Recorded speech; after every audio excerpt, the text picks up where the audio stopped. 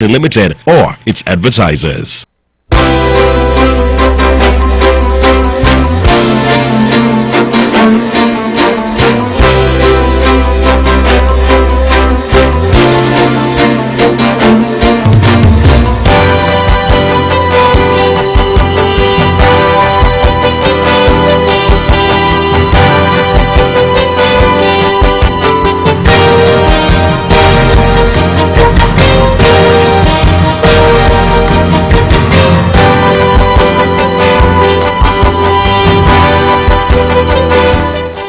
Good evening, ladies and gentlemen. Good evening to the listening public, the wonderful people here of the island of Nevis, those on our sister island of St. Kitts, those who are listening throughout the Caribbean. Good evening to our friends and family in the United States and Canada, those in the United Kingdom, and wherever else you might be. A special evening is wished to you. I trust and hope that all is well with you. Those of you who are in colder climes, I trust that you are keeping safe and you're staying warm. The people of Barbados are now counting the ballots. We will see what happens there in terms of the new government after, of course, Prime Minister Mia Mottley would have called a snap election. And as the night wears on, I'm sure persons will be calling in and sharing the results with us here on the Mark. We are trying our very best, of course, to keep abreast of all that is happening here on the island of Nevis and all that is going on generally in the Federation and the wider region and world.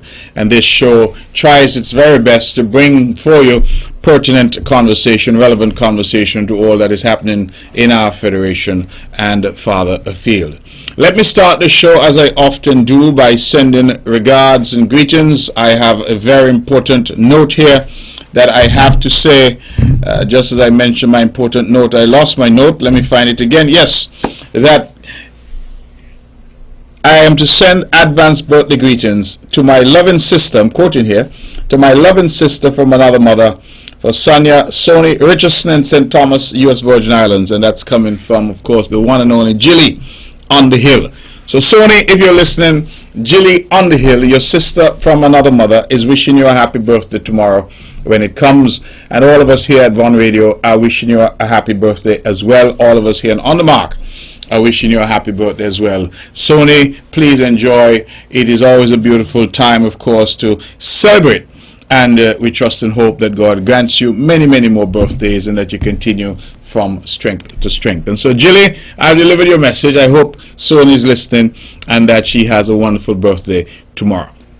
Ladies and gentlemen, it is Wednesday, and of course every Wednesday night we're here from 8 to 10, and we have what we hope is something that will titillate your interest and that will invite you to call in when the phone lines are open. And there has been quite a bit that has been happening.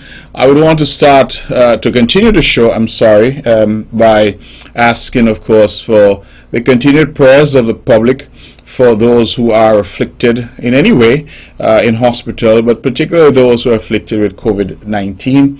I have seen public postings asking for prayers for Pastor Ron Daniel, who I gather is in hospital from those public postings. And so I join with others in wishing him and praying for him to have a speedy recovery. I'm asking, of course, for you to pray for Pastor Ron and for all others who are afflicted in some way and those who might be hospitalized. There are many of our people who have been struggling with various illnesses, and I ask all of us to hold them up in our prayers. It is important, I believe, as a community and as a society that we rally around each other and that we seek to be there for each other in good times and in bad. It is always important, particularly in bad times, to bear up each other, to support each other, and to let really the world know the value of Nevis, the cohesion that Nevis has, and the cohesion of our society here, where we look out for each other, we care for each other. We are our brother's keeper and our sister's helper.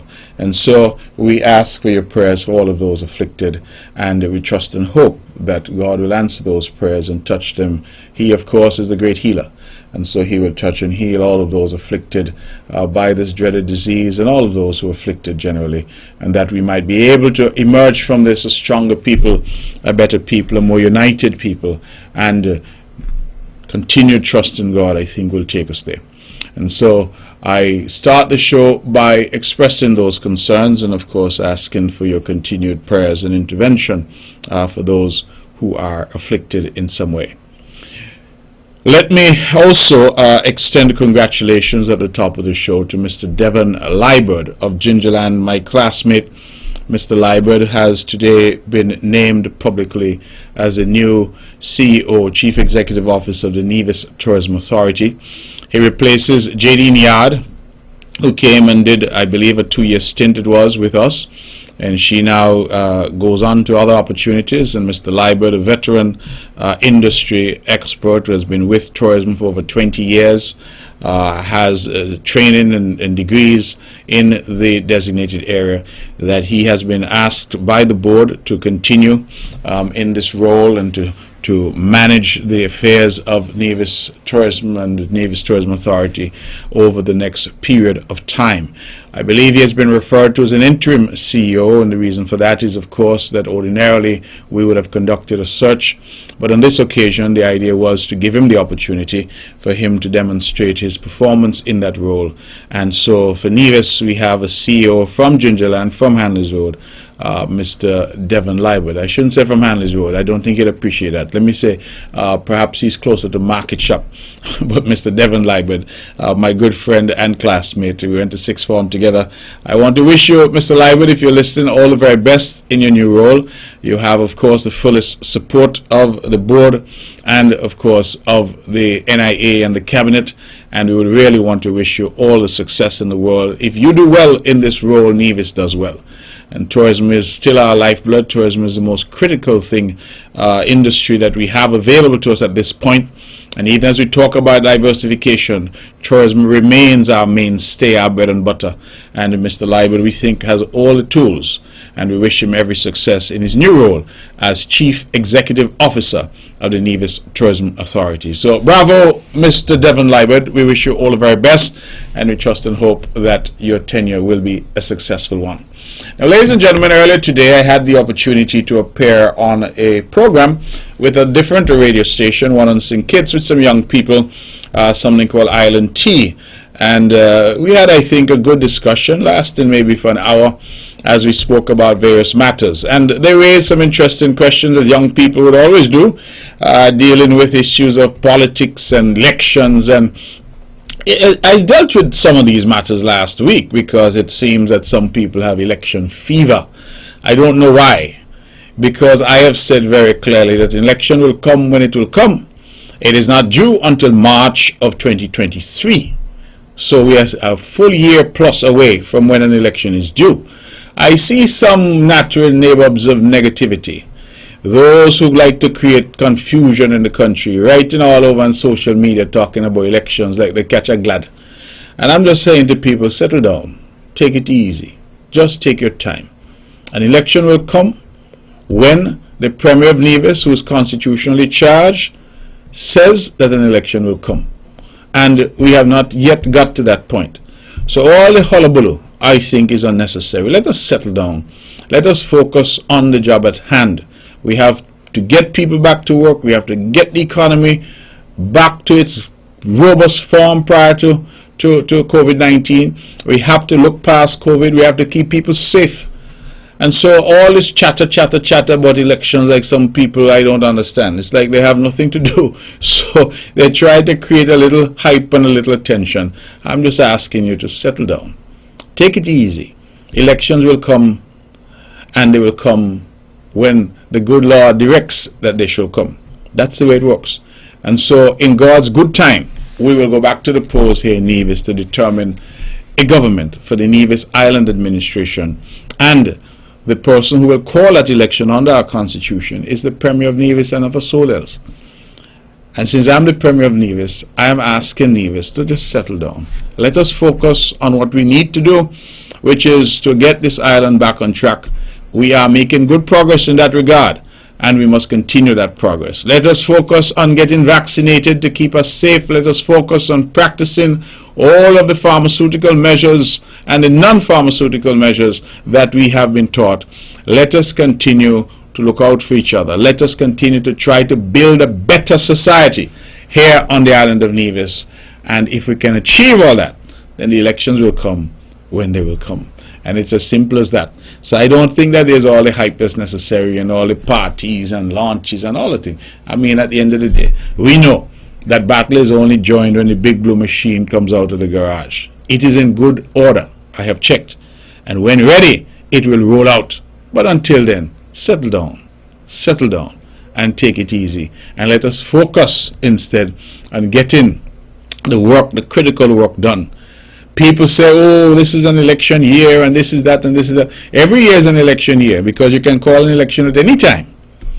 But I will tell you that as Premier of Nevis and as leader of the Concerned Citizens Movement, now in government, our job is to continue the work that the people elected us to do. Continue the work that they elected us to do. Continue to lead with distinction and with aplomb, even in the most difficult situation of COVID-19. And I continue to reiterate how difficult this situation of COVID-19 has been, because we hear also the same natural neighbors of extreme negativity who continue to postulate and to say that COVID-19 has not been a factor here in Nevis. We are not to pay any attention to the government when they say things are difficult because of COVID-19. They say, oh, no, study them, that are choppiness. And I marvel at those arguments, because I said to myself, well, in every country in the world, in the great United States of America, in the great United Kingdom, and everywhere else, COVID-19 decimated those countries, brought the economies to their knees, killed hundreds of thousands, hospitalized millions. And so all of those countries can stand up and say, we have been affected badly by this pandemic. But the opposition in Nevis said, not in Nevis. Don't point to COVID in Nevis. It is not Nevis. It's a government fault. Everything in Nevis is a government fault. We never really had no COVID here. COVID has not been a problem here. And that is when you understand that people are not serious. Because all of us understand what has happened with COVID-19. Never before in our history were our borders closed. C-L-O-S-E-D, closed. No entry. If no entry, your borders are closed. What does that mean? It means you can't have any tourists. So what does that mean for Four Seasons? What does that mean for Montpellier and Golden Rock and Hermitage? Oale, no tourists. Well, if you're in the business as a tour operator, you're in the business as a taxi driver, you're in the business as a person who takes people on hikes, you're in the restaurant business, you're in the hotel business, no cruise ships, no flights landing, no tourists. Well, what do you expect is going to happen? The inevitable happened, and that is that people got laid off, businesses were closed, and the government revenue took a serious hit. We all know, this is no secret, that the Nevis Island administration, like many governments around the region, earns its most revenue from the tourism industry. And that our taxes, VAT and others on the tourism goods and services, the restaurants, etc., are what continue to fuel the revenue of the Nevis Island administration, so that we in turn can provide the goods and services to our people. That is economics 101. That is facts and evidence 101. So if that is taken out because of COVID-19, we are cut off, marooned on the island like Robinson Crusoe of old, then why is it that some so-called educated individuals take to the airwaves to try and convince Nevisians that COVID-19 had no impact on us? That when the government says that our plans were derailed for nigh 2 years, and when I say that I feel that I've been robbed of 2 years of my premiership, that people say, oh, that don't matter, no study here, no study them, or COVID they're talking about. As if we have not lived it, as if we have not experienced it, as if our people somehow were in a cocoon somewhere, perhaps in outer space. Because I took a look the other day and I have not yet found a single country, however remote, that was spared from COVID-19. But we are told not Nevis, not study them. COVID-19 didn't have no impact. And so if you're out of a job, it's the government fault. If things aren't as great as they used to, it's the government fault. The government has no plan. The government doesn't know what they're doing. As if If the government were to change tomorrow, COVID will disappear. Poof. And these who come in who are untried, untested, never been involved in anything of note until now they're 60, that they will say they have answers. Well, what answers do they have? If in opposition they can't articulate a position that makes any sense, that the electorate can rally around and see that these people have the best interests of the people of Nevis at heart, then in government what will they do? Because whoever sits in the chair of Premier tomorrow, whoever sits in cabinet tomorrow, will still have COVID-19 to deal with. They will still have people at the hospital on ventilators. They will still have to ensure that people are getting vaccinated to protect themselves. And yet these pundits who like to pontificate and know everything about everything, has any one of them come out and said to the public, we encourage you to get vaccinated? No, instead they have gone and got vaccinated, many of them quietly and secretly, but they have not raised a single voice in this country, provided not one iota of leadership in this country to say to our people, go out, this is the right thing to do. No, instead they've sat on the fence. Me not tell nobody what to do, it's up to them. That is not leadership. That is not leadership. That is like a pastor in the church who ought to be a man of God and leading his flock. And members of his flock say to him, they want to do something, they want to go and steal, they want to go and rob and kill. And the pastor says, well, it's up to you. No, that is not the role of the pastor. The pastor is to say, no, you should not do that. Because his role is to encourage people to take the right path. Here we have people who say they love you, but they protect themselves and tell you, it's up to you. That is not leadership. Leadership is what Kamala Bissesa in Trinidad in opposition has done. Take buses and go around and pick up people, take them to get vaccinated. Leadership is what the chap Pear, Philip Pear, in St. Lucia did in opposition. Encouraged people, took all his team on camera, get vaccinated. Leadership is what Cora Richardson in opposition in Anguilla sat and got vaccinated, encouraged people. Leadership is what Mark Golden, the leader of the PNP in opposition in Jamaica, is doing, joining hands with the government, say, listen, Jamaica, go out and get vaccinated. That's leadership. Marlon Penn in the British Virgin Islands, only in Nevis. We have people who say they're leaders, who on the most critical issue of our time, COVID-19, have refused to stand up. So think about it. How could I say I love you, but I protect myself and tell you, well, it's up to you. You could protect yourself or, need to protect yourself. That's a matter for you. Is that logical and sensible? And every chance I get, I'm going to call on the opposition in Nevis to be responsible. Because they come on the airwaves, they criticize everybody. I had to sometimes look in my dictionary because they're so bright, they use big words. So I hear them attacking, say there's no epidemiologist. I never knew. I had to go look quick. What do I mean by that? Dr. Laws is this and Abdius don't know what he's doing, and they criticize and attack.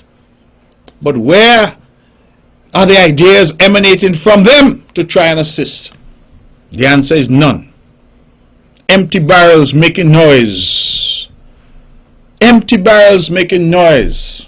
Clanging cymbals, because at the end of the day they are not offering the people anything. This is all about self-aggrandizement, who vex because they didn't get what they wanted. Others out there who we know are puppets because they're not the real people. They're only the face. The real power is behind. The hand is behind, so they're just the puppet master is behind. We know that. And there'll be a time when we discuss these things because we have the information, I have made a life in politics of always having that trunk. You all know that trunk? I see me a Motley in Barbados steal my things. So she have a red bag and she taking information out of a red bag. I said, Mia, you could have sent a message to me and asked me to send you my grip. I have a grip. For young people, you don't know what a grip is. A grip is an old suitcase. A grip, I have to move the location of the grip from place to place because I don't want nobody to thief it. And some of them here like Bundong people place. I don't want that either. So I take the grip and I move it from place to place. And the grip is full of information because I always come. When I ever say this, I always remember my friend Kyle Marshall. Kyle, I hope you're listening and I hope you're good. But he always tell me to have your receipts. Bring your receipts. And so we know these people. We know them. We look at them. We examine them.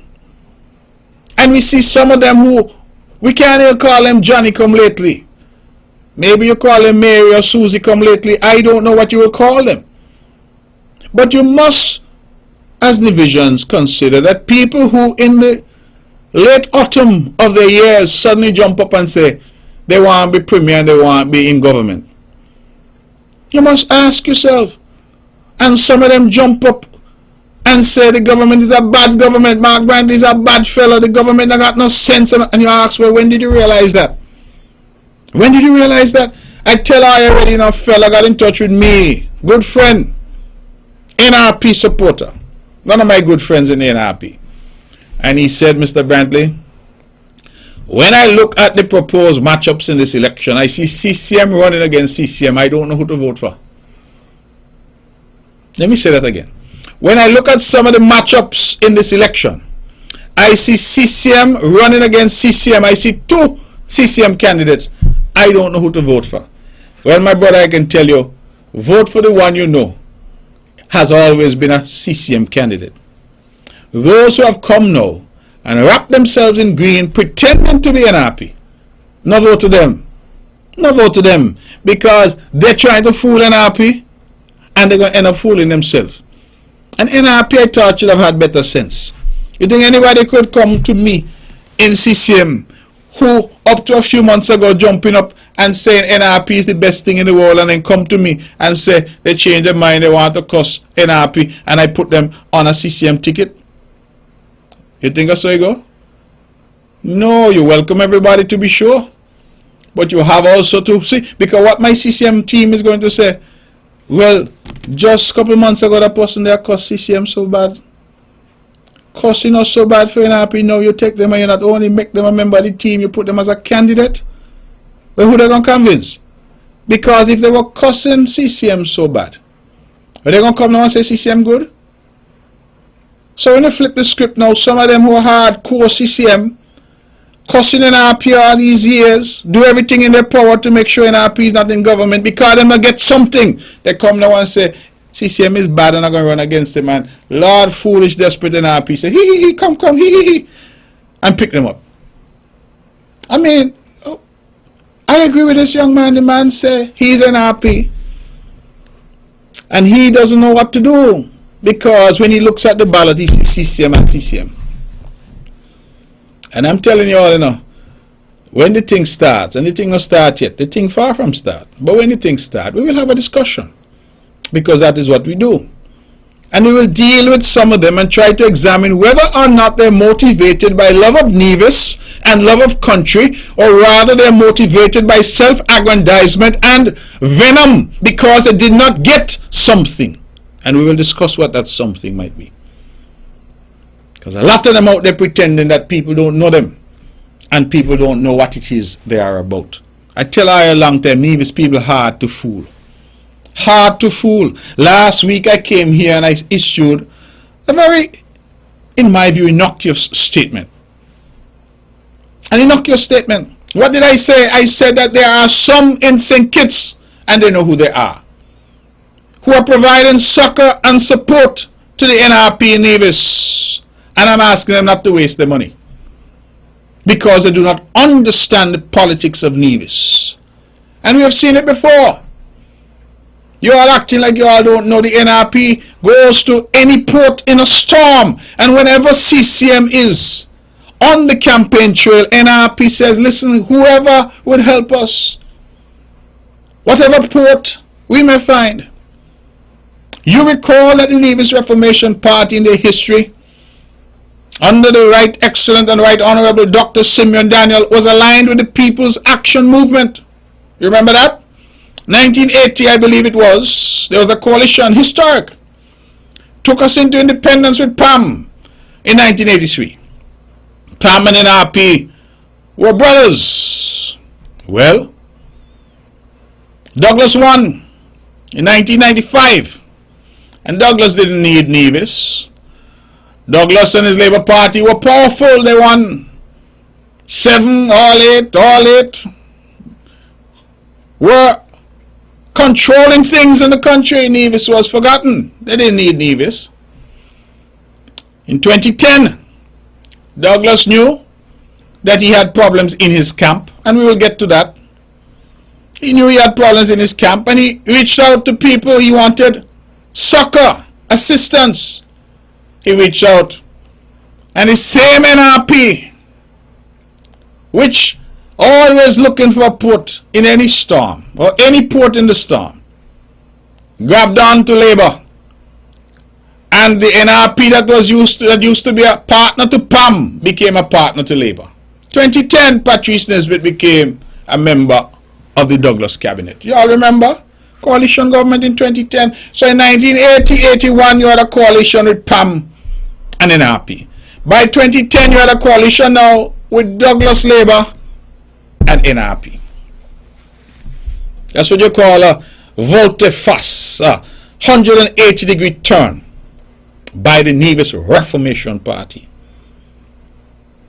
So who was an old friend PAM now became an enemy, and who was an old enemy Labour became a friend. And so, okay, that's fine.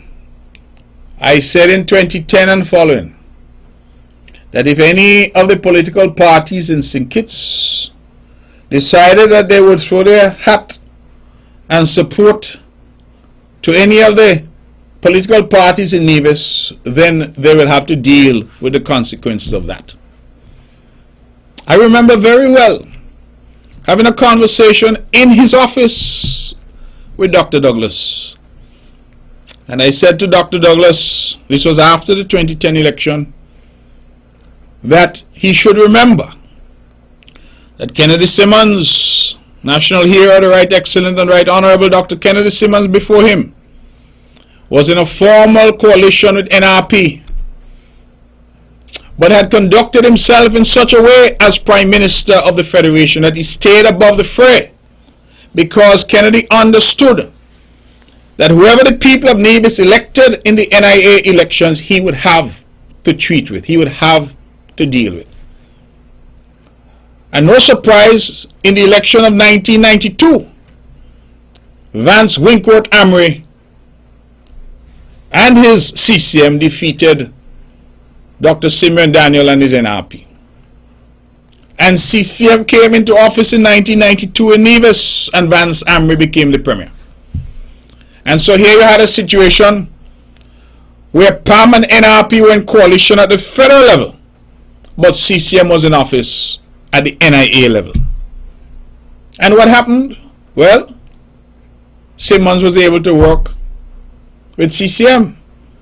And I believe that was possible because Simmons had so conducted himself as Prime Minister, had stayed above the fray, and that he had the clear understanding that whoever the people of Nevis elect, he has to deal with. So I said to Dr. Douglas, my friend, I believe that you ought to take a leaf out of Simmons' book and stay above the fray. And even though you find yourself in a concoction with NRP in 2010, there is no need to seek to immerse the Labour Party in the Nevis election, the Nevis fight between NRP and CCM. And I remember very well Dr. Douglas, in his own inimitable style, hitting his chest like this and say, you can't tell me that, I am the Prime Minister. And he went into the Parliament and he said something to the effect that he will keep Nevis green. And I made up my mind then that if you think that you will come from Bastia to wage political war on the streets of Nevis against me, then you're not going to work so. And I will bring the fight to Bastia to you, because I'm not going to sit down and let anybody kill me politically. I'm not going to take my death so easily. And I make that very clear. Stay in your lane. Stay in your lane and understand the dynamics. I don't mind who people favor. That is a matter for them. But if it comes to it, that you are lending succor and support to the opposition in Nevis, then politically speaking, the friend of my enemy is my enemy. That is the way it works. And I don't think we need to pussyfoot around or pretend. That is the reality of the situation. And so what we saw in 2011 election, the whole labor machinery in St. Kitts came to Nevis. And we shouldn't forget, NRP people I know all my life started to call each other comrade. You all forget? Comrade. And then Dr. Douglas was elevated here in Nevis. He was the maximum leader. And that is what I remember, you know. It was my birthday. And we had Alison Hines here, the soca artist from Barbados. We were in Bath. And NRP had a meeting up in Cherry Gardens. And the joke of the night was that CCM brought Alison Hines to entertain the people. And NRP brought Denzel Douglas. Because Douglas appeared on their platform in Cherry Gardens. That is the extent to which the Labour Party, the Labour machinery, the Labour government enmeshed itself in the politics of Nevis. And so I asked the question rhetorically, what was the result? What was the result? Those who underestimate this concerned citizens movement do so at their peril. Those who feel that whether it's because of money or title or whatever they may have, political, party, acumen, operatives, who feel they can come into Nevis, I say you do so at your peril. And I made the comment because it is true. You do not understand the politics of Nevis. Because if those who really sit back and study the politics of Nevis, you will know Nevis people hard to fool. I always remember my good friend Color of blessed memory from Brownhill. And Color pulled me aside one time when he heard I was getting involved in politics, and Color told me, Mark, I'm giving you a little advice. He said, Nevis people are funny people. He said they're hard to fool and them like laugh at people, you know. He said they will come and they will tell you, yeah, they will drink and eat with you. But you know, understand them, they're going to laugh at you at the end of the day. I sure that Color, I'm not the only person Color would have given that advice. And the last thing that is, if you don't understand our people, stay out. Stay out. But I say, NRP put out some big things, say I am threatening people and I am telling people not to give NRP $5 and $50 contribution. And I said to myself, well, that is NRP's analysis of what I said. Well, it just shows that they're not ready for prime time. All that has happened is they feel that they were having certain secret negotiations and conversations and that the sheriff wouldn't know. Now, how you manage that? How you expect that? So, all I'm saying is that those on St. Christopher who feel that they want to put their hand in the politics here on the island of Nevis, that they ought to be careful. Because others have come before and history will say what has happened. It's as simple as that. Others have come before. I am sure that in the quiet moments at 2 and 3 in the morning, when those in the Labour Party hierarchy in St. Kitts reflect, there should be at some point they say, you know something, we should have left Nevis alone, you know. And that CCM party up there with that boy up there, Mark Brantley, we should have leave them alone, you know. Telling our people about the business, go fight the battle themselves. Instead of that, we provided manpower and material and financial support. Lord have mercy, look what happened. I rise up at ants' nest, and the rest is history. As my beloved principal of blessed memory, teacher Ivor would say, a word to the wise is enough. And you just left that there. A word to the wise is enough. NRP, you could go wherever you want to try and find succor and support. At the end of the day, you will face the big blue machine. And we don't go anywhere looking any succor and support. I have made it a point of honor, a badge of honor, that nobody stand on a CCM platform except CCM. You hear what I say? Nobody, no martel will stand up on a CCM platform unless they are CCM, because we are the Concerned Citizens Movement and we stand proud. We don't depend on people, we depend on the people of Nevis. We don't depend on anybody coming in to help us. We feel that as a party that is committed to the people of Nevis, we must have the capacity to go to them in our own right. You hear what I tell you? In our own right, and stand up as a Nevision party.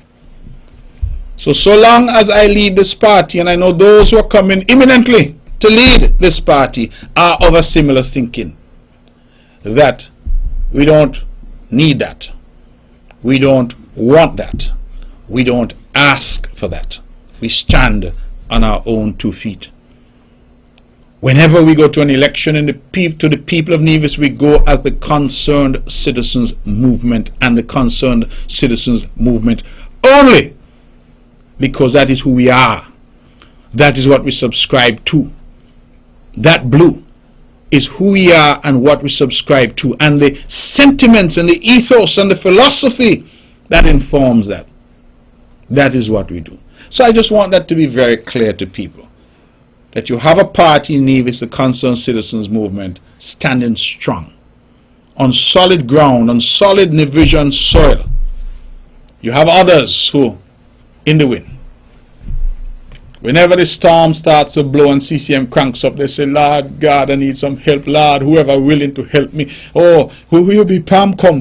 Who you be, Labour, come. Who you be, come. That seems to be their position. Not us. Firm, dependable, committed, trustworthy, the Concerned Citizens Movement. And quintessentially and unapologetically Nevision, the Concerned Citizens Movement. So you're not going to hear we got no secret meeting with nobody. You're not going to hear no agents coming, no money coming. We stand on our own as a party because we feel that we must be able to present to the Nevision public a party that is unadorned, a party that has no hidden fingers and strings and no puppet masters. When I come and I say, I'm Mark Brantley and this is my position, you could take it to the bank, because that is the history of this political movement and party called the CCM. And so let us be very clear. We don't have to speculate as to what is being said. It is, as they would say, pellucid. And so I wanted to just add to what I said last week, because some people look to me like they're confused, or they have ears to hear but they refuse to hear. I made the analogy today about World War II and Adolf Hitler of Germany was conquering all of Europe, and then he set his sights on Russia, and he invaded Russia at a time when the winter set in. The result was catastrophic for him. Some pundits say that he simply did not understand Russia and the terrain of Russia. I say to all, do not let Nevis become your Russia.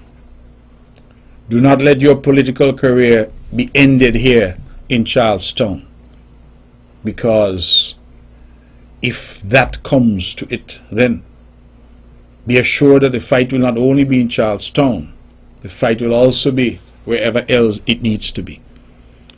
And I make that very clear. I make that abundantly clear. I make that pellucid, because CCM is not going to sit down and sit back and allow anybody to think that they're going to roll over us. It not happen. If you want a change in government in Nevis, you must appeal to the people of Nevis with ideas. You must appeal to them and tell them how you're going to make their lives better, and through so doing, persuade them to vote for you.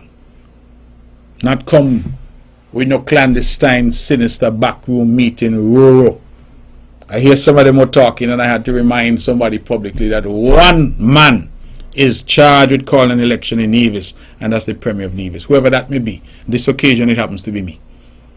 That is the person charged, not a soul else. Because I hear all kind of people tell me, oh, so-and-so say election soon, and so-and-so. I say, really? Who they be? Who they be?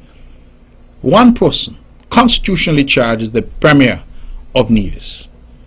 And these things I think we have to be clear on. So there's no debate, because people must understand and, as I said, stay in their lane and understand their role. And I believe that I have said enough on that. Now, I would imagine that results are coming in Barbados already. It's minutes to 9. 20 minutes to the hour of 9 o'clock more specifically. Today, we would have met in the cabinet here in Nevis, and we would have discussed a number of projects and a number of initiatives that we are taking as we continue to do the work that the people elected us to do. I am to say how proud I am of my team in cabinet. We have not at all allowed all the hype and the chatter out there to affect us. We have remained resolute, remained committed, stayed on track and on the path. And we've had a lot of naysayers, to be sure. We've had people out there disgruntled. We've had people who have said all kinds of things and are saying all kinds of things, and we understand that. We, as I said, are live in a robust democracy. I don't make noise with people who have their opinion, because I have mine too.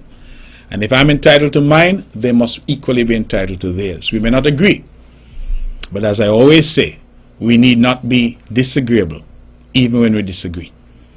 So, the purpose of this show in part is to invite those conversations. People share their views and opinions. People come, they challenge you, they say this is not a good move, or the case may be. And we try, through dialogue, through discussion, to resolve issues. And sometimes, even if we can't resolve them, we shake hands and we say, at least we had a good conversation. And our views on this are simply different. Now, a quick word to our drag racers.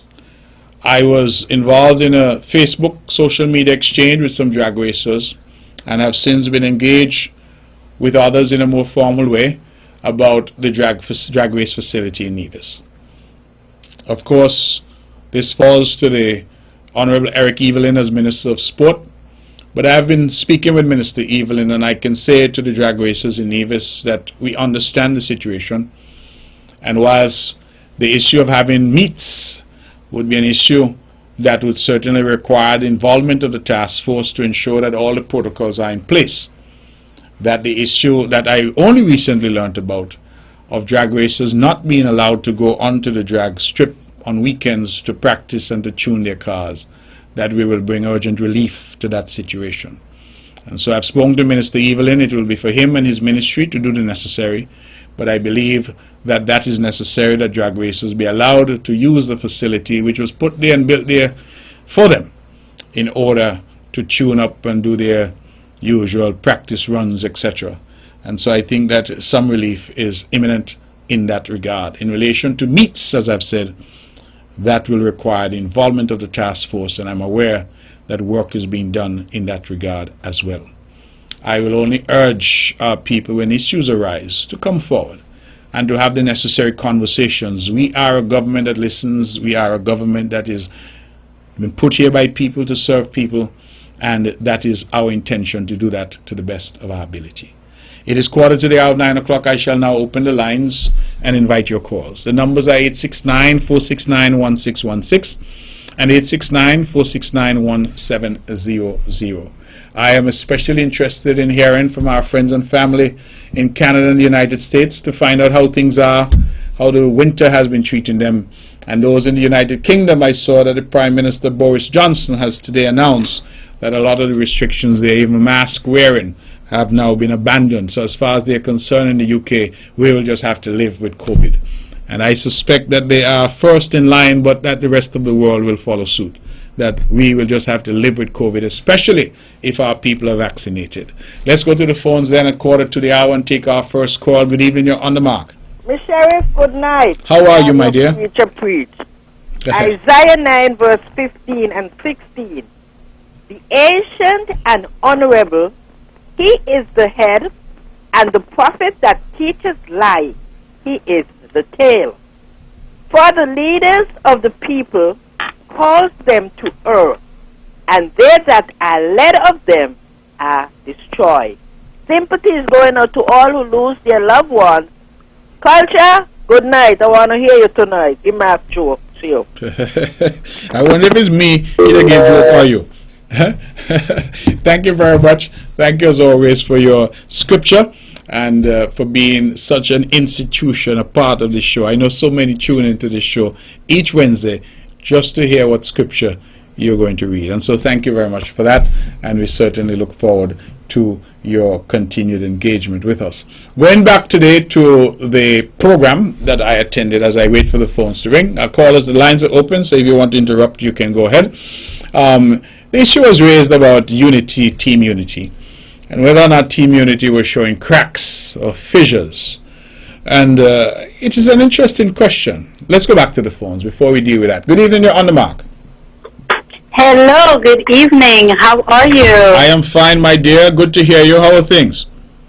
Awesome. Greetings from New York. I just want to say congratulations to Mr. Devon Liber on his position as NCA. I am so proud of him, and I know he's going to do his best he can to take Nevis above and away. Congratulations, Devon. Well, I hope people like you coming back soon to help us, you know. But of course, tourism is what we love doing, and that actually, after COVID, I was actually in the health sector, but I was granted a chance to get back into hospitality in December, and I did go back. So who knows? Let's see what happens.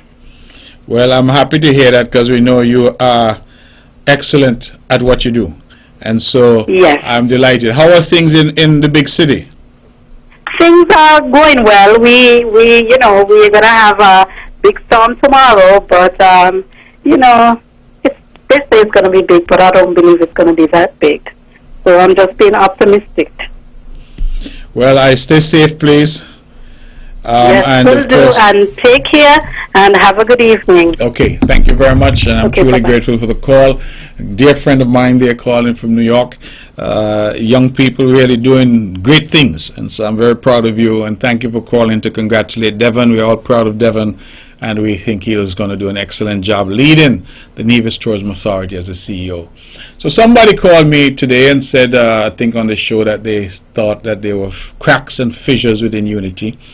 And I'm not surprised at that, because I think that there are certain people around some of the political parties who have continued to use social media in a very vitriolic way to attack other members and constituent elements of Team Unity.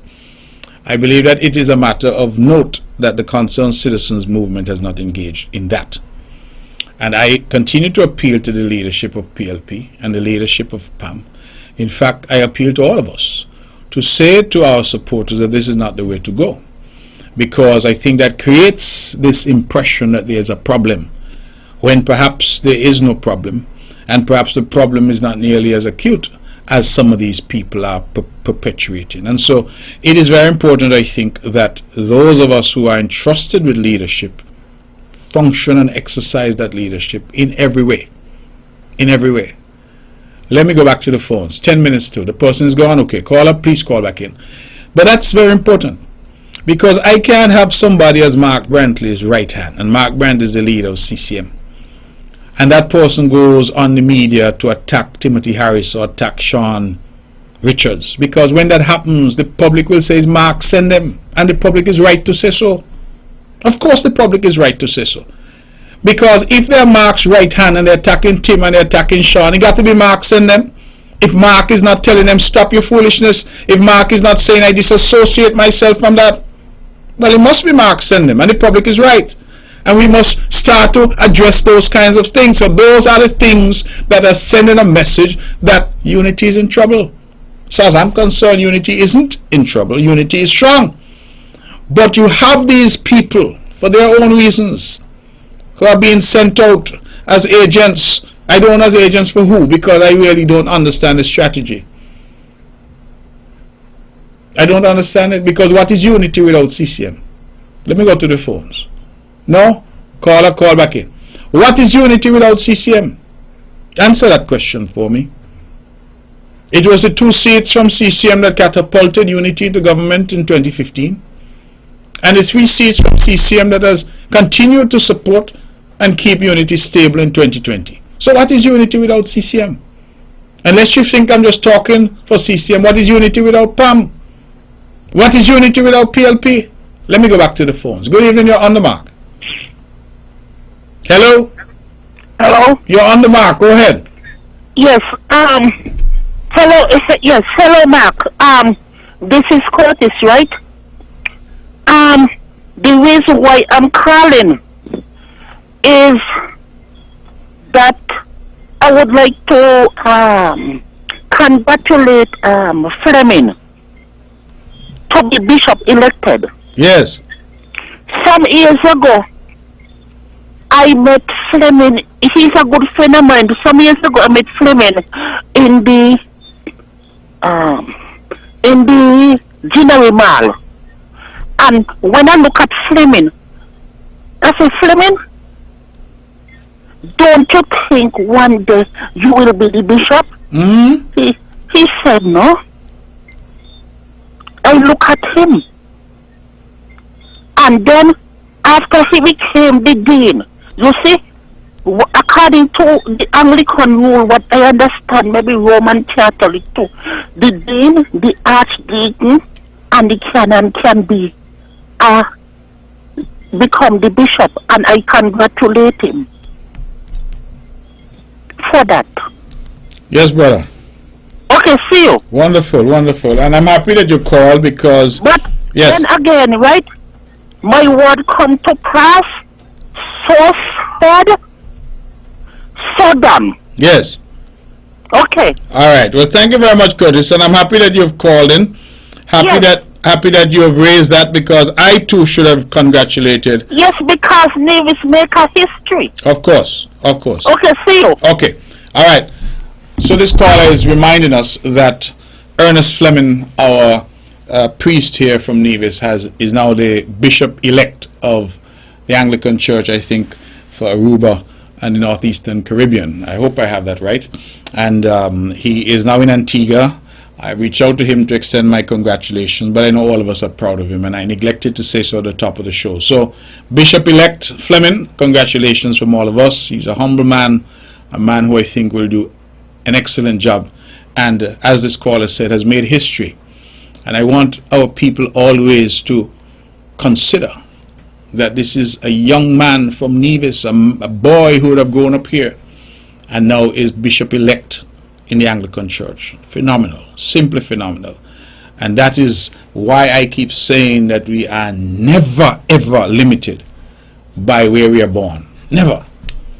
We are never limited by the circumstances of our birth, that we are born into poverty.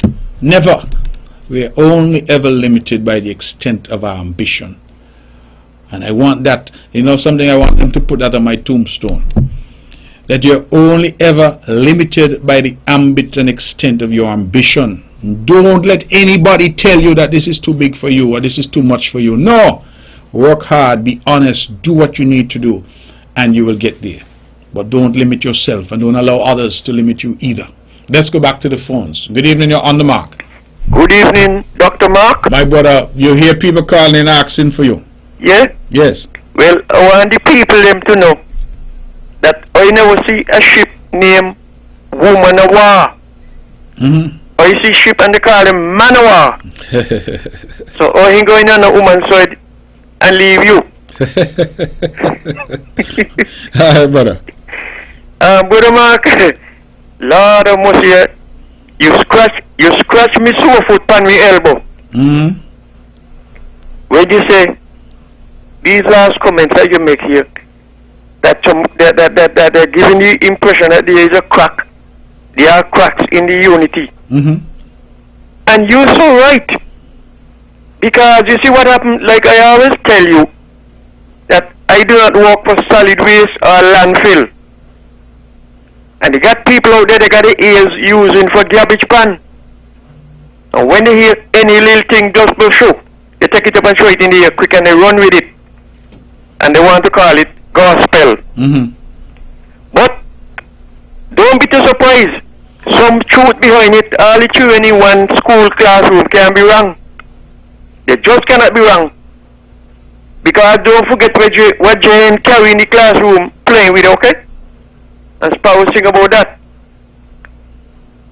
Now, you got Jesus had just 12 little men with him. 12. Or a dozen. And out of the little 12, one of them were crooked. One of them, so we got crooked people around the team unity government. The teeth, when they see the teeth, they're grinning and showing you the teeth. Look, the teeth which look whiter than the snow on Alaska mountain.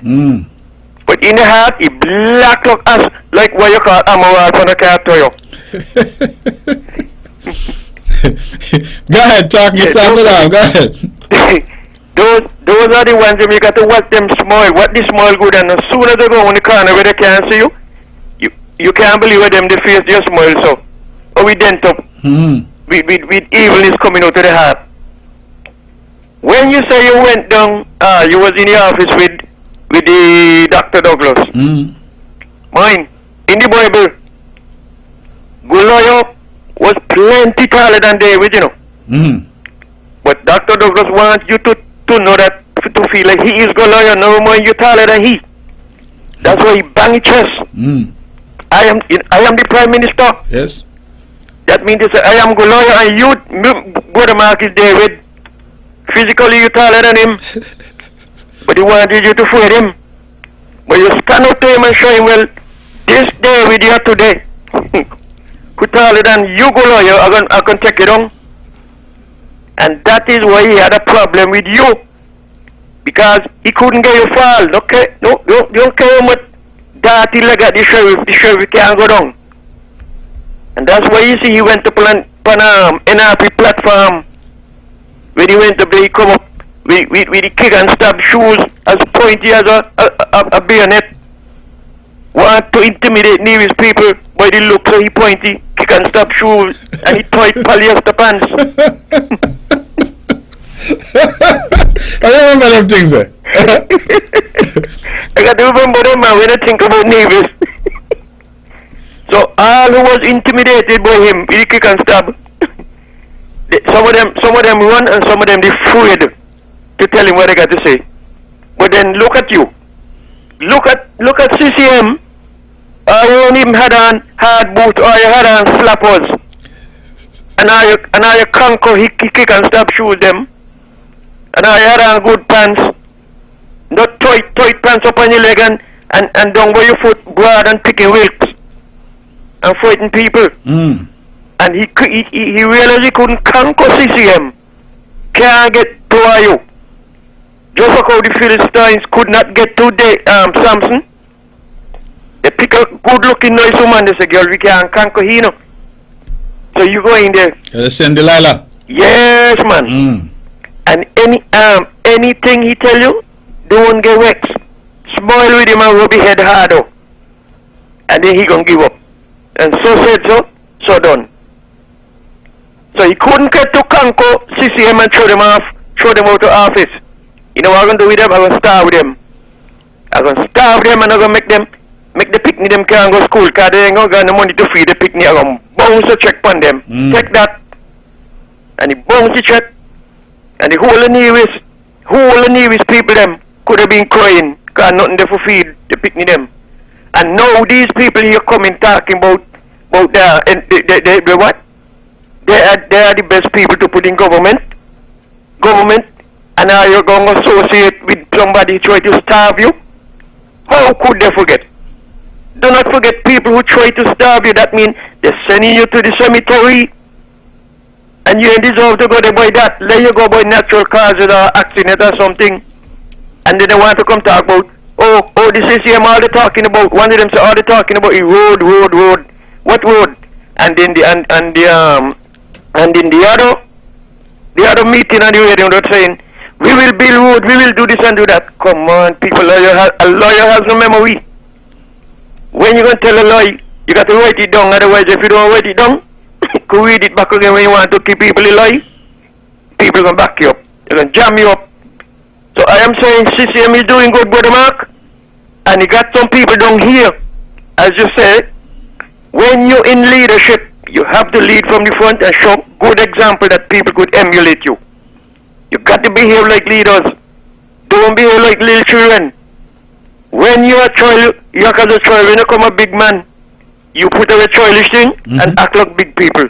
And that is what I'm seeing from you and all the members of the NOA government in Nevis. And I want everybody down in Sinky to do the same thing, behave the same way. You can't go out in the street and tell people that your mother tried to cook a ball of corn and give you, and when you go in there, instead of ball of corn, you look like a football field, how we flat and sprawl off. No, you can't do that there. You can't go out and tell nobody why your mother cook. Why your mother cook. If she cook gas, win, swallow it, and go out and belch, they just say, boy, you really had something, you belly full. What happened in the house, stay in the house, not out in the street. But the Mark, I'll call back. All right. Thank you, brother. Okay. Callers, please continue to call. 869. I got a message. I was here on my phone. I got a message from the Virgin Islands saying that some people are trying to get in. So please continue to be patient with us. 1-869-469-1616 and 1700. Those are the numbers to call. Ladies and gentlemen, this is On the Mark. It is now the top of the hour. We're at 9 o'clock. It means we have 1 hour to go. And we're taking your calls. And I go back to this caller and certainly what I was commenting on prior to his call, which was this whole idea of people who are around this unity government. And I say it very clearly. It is for the leaders of unity to say to those people who are in their camps that some of these things are unhelpful. I have been and borne the brunt of it. I don't know why it is. There's something very attractive about me, it seems, for people to continue to come at me.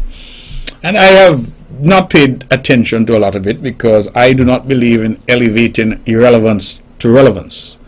I believe if things that some people have to say are irrelevant, you leave them there. But it has come and it has constantly come. They accuse me, say I have a fake profile on Facebook and I'm rubbish, absolute rubbish. And they know that it is rubbish. And I have time and time again said, listen, if this person is PLP or this person is PAM or this person is whoever and is seeking to come at me, then rein them in. Rein them in. You all notice nobody from CCM does that? Because I made it clear to my party, we cannot be attacking members of our team, and unity is a team. We cannot do that. But others don't seem to be paying heed. And so, as I said before, if somebody is close to me and they're out there attacking Timothy Harris, they're out there attacking Sean Richards, well, the public has every right to say, me send them. The public has every right to say that. Because people are asking, well, how could this be happening? And you're not saying anything. Let's go back to the phones. 4 minutes after the hour. Good evening, you're On the Mark. Hello? Hello? Okay, that caller isn't there. Callers, please be patient. 869-469-1616. 869-469-1700. When you call in, we will take your calls to be sure. Just be patient with us and we will get to you. So that point, I think, is a very important point. And I think that it is these individuals who are leading to some level of toxicity and who people are looking at and saying, well, there got to be problems there because look what Tom said, look what Mary said. That is what is leading to these issues. And I think that all of us need to be mature and exercise leadership. It's as simple as that. Leadership. If I have something to say to Timothy Harris, I don't need to send no agent to say so, because the last time I checked, I named man, M-A-N, and I can go and sit and articulate my position. If I got something to say to Sean Richards, I don't need to send any agent to do so, because I name man, M-A-N. I can go and sit with Sean Richards and discuss whatever I need to discuss with him. And I think that all of us need to act in that way. Simple. So a lot of the chatter, I think, is unnecessary, and it's a distraction from the real important work that this government has to do and continues to do. And that's as much as I can say on that. But I understand why the public would ask these questions, because you have these rogue agents out there who are behaving in this way. And so I definitely could understand why this is the case. It is now 6 minutes past the hour. We're taking your calls at 869-469-1616 and 869-469-1700. For those of us who have just tuned in, this is On the Mark. I'm your host, Mark Brantley, and we're here every Wednesday from 8 to 10 at the Eastern Caribbean's only powerhouse, VON Radio, the voice of Nevis, where only the best will do. And this is, of course, On the Mark, straight talk across the Narrows. We're here, we feel, to contribute to the discourse and the discussion in the public domain and to add value to our democracy. Freedom of speech is alive and well in our country, and we think that that is the way we ought to go. At this hour after 9, if there are people out there who have any early results from Barbados, we would like to know what they are. I think the pundits are suggesting that Mayor Motley will be returned as Prime Minister. The only question is whether she gets all 30 seats again, or whether this time around she will get fewer seats. But I think the expectation is that the Barbados Labour Party will be returned as government in Barbados. And so we look forward to that, as we look forward, of course, to when the bell rings here and the Concerned Citizens Movement being returned to government with all 5 seats. Let's go back to the phones. Good evening, you're On the Mark. Hello? Okay, callers, I don't know why you're not getting in. The lines are open and we're trying to accommodate you. So please, if you can try again, 869-469-1616 and 869-469-1700. So as I was saying, I think that when the bell rings here, and it will ring at some point, we obviously are seeking to get all 5 seats in Nevis, and we're asking the people of St. Paul's to stick with Spencer Brand, the people of Gingerland, St. George, to stick with the mayor, Eric Evelyn, the people of St. James, Windward, to stick with the dynamo, the hard-working Alexis Jeffers, the people of St. John's to stick with Mark Brantley, who's been there through thick and thin with them, and the people of St. Thomas's, we're asking you to come on board. Let's go back to the phones. Good evening, you're On the Mark.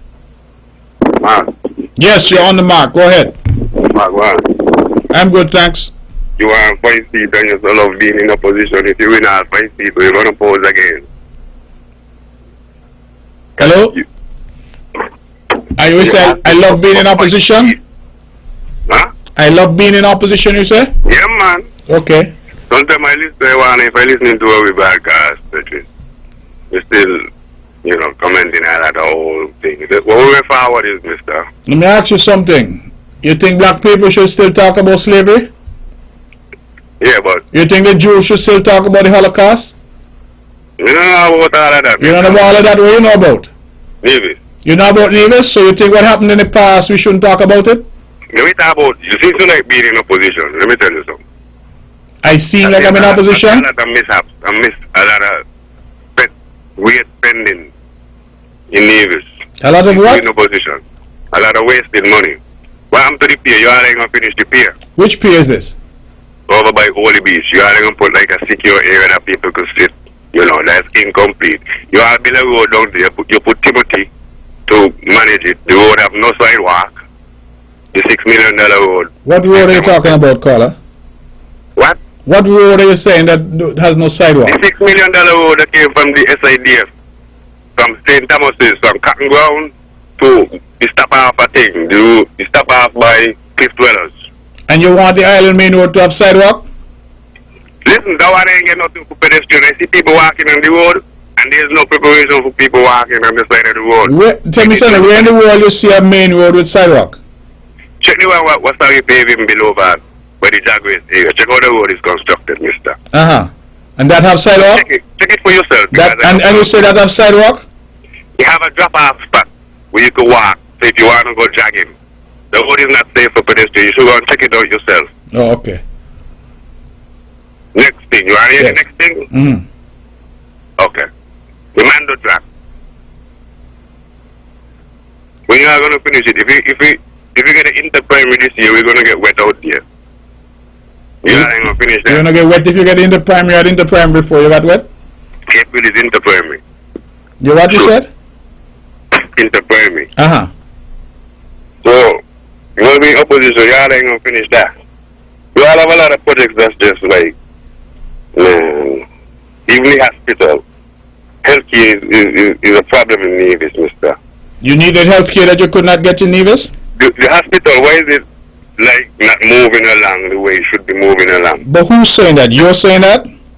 I'm living in Nevis, Mark. You sure you live in Nevis? Because you don't sound so. In America. Huh? I'm living in America. The hospital is moving apace. We have had reports on the hospital. If you were living in Nevis and listening, the Minister of Health gave a report just in the budget in December. Oh, you didn't hear her? I'll wait and see. Okay. Anything else? Being in opposition, man. You love being in opposition, man. I hate hearing it some of the time. Let's go forward, man. Let's see. Let's move, man. Okay. All right, caller. Well, thank you very much. I sometimes wonder what the contribution you are calling in to make, to be honest with you. Because we should speak not just to be heard, but to make a contribution. And so you say things are unfinished. You're talking about a road, which is probably the best carriageway we have right now in terms of the Island Main Road from Cotton Ground. Everybody comments on that. You say no sidewalk. I don't know that I go on any highway anywhere in the world and I see sidewalk. So I'm not understanding what it is you're really saying. I don't know that anywhere on the Island Main Road that I can think of. I will have to travel the main road tomorrow to find the sidewalks that you're talking about. I mean, this is what you call just talking for the sake of talking. You said the Mondo track. The Mondo track is serving its purpose. The same inter-primary you've spoken about, we've had inter-primary over there, successfully executed more than once. In fact, it was only interrupted because of COVID. The stadium is necessary and we will do the stadium, but don't come and suggest that the track is somehow unusable. At Wally, that pier has revolutionized travel between St. Kitts and Nevis. So what you say? The boats can't dock, or you're not going to use the pier because you don't have a place to sit down, according to you? I mean, if this is what is going to pass as criticism, then really and truly, what are we saying? And while you're commenting about those, have you gone to the park, the Backcombe Wishard Recreational Park? What do you say about that? What do you say about the road in Brownhill? What do you say about what we're doing in Butlers? What do you say about anything, really?